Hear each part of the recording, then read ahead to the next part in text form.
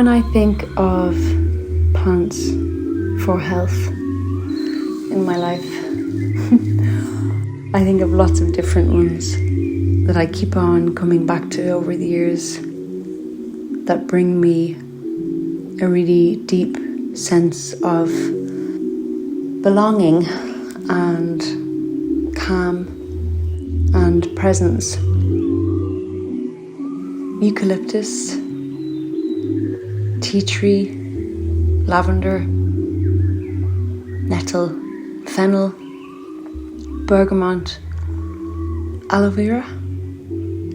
They bring something very special and help me come back home to myself.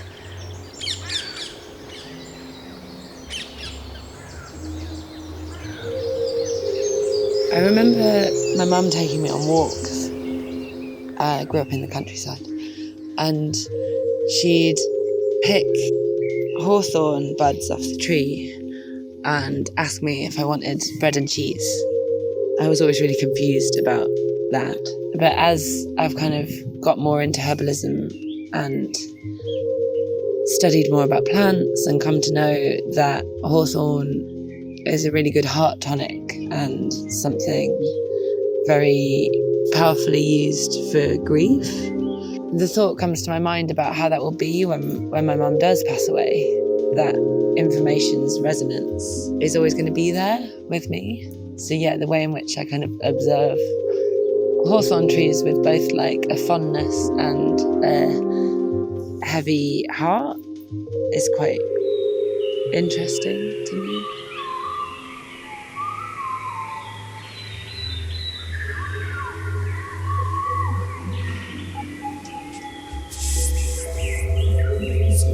One herb which I have a strong connection with is mugwort.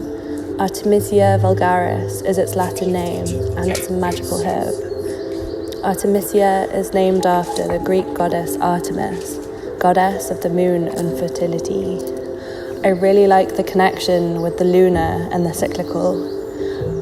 Mugwort is used in herbal medicine to help regulate menstrual cycles. When I drink a cup of mugwort infusion before sleeping, it produces vivid dreams. The underside of its notched leaves are silvery, echoing the magic of moonlight.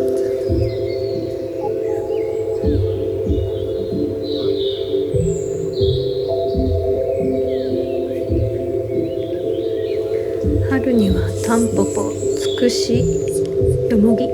Natsu ni wa hobako, shiso, dokudami, fuki, nobiru. Aki ni wa kuzu, hakobe, azami. Fuyu ni wa seiyou karashina, seri, nazuna, fuki no to. One of the plants that I really like to harvest is elderberries.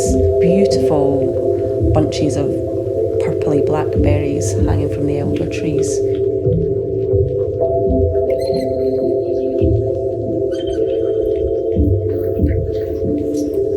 My favorite plant is yarrow, and I call it my spirit herb, and I have a dried yarrow stuck to my wall in my room, and I like to look at it every day. I like to meditate on an image of a yarrow. It just calms me down, and I love the smell of the crushed leaves. It takes me straight back to childhood, where we would use it to staunch the bleeding whenever we would fall or cut ourselves. Chamomile, rose, lavender, sage and nettle. Dried rose hip, linden flower and lemon balm.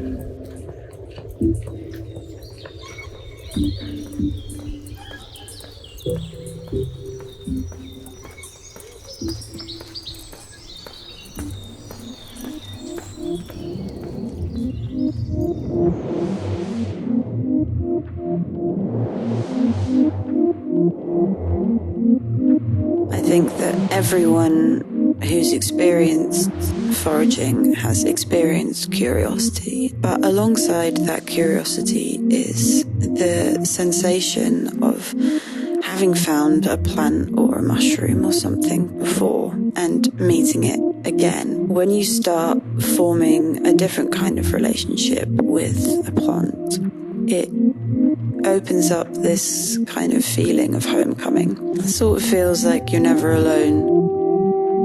There's a lot of scope for having sustained bonds with plants, as well as making new friends.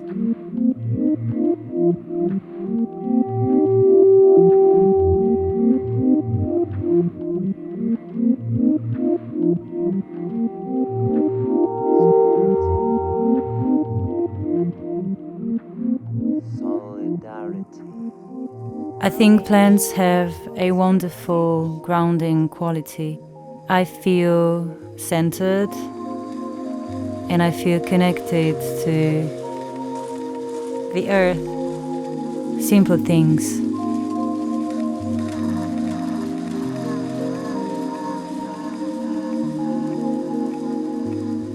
Nettle makes me feel calm. It gives you new blood, and also I really, really, really, really, really, really love it.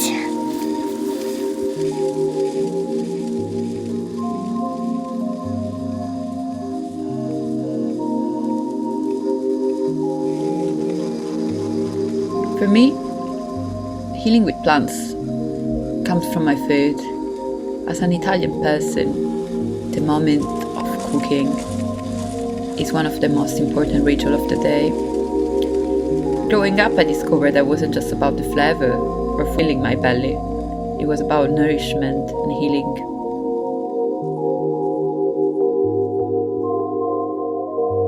As a herbalist, I'm constantly made to realise how much we've been separated from our bodies, from the wild earth, and from the trust between the two.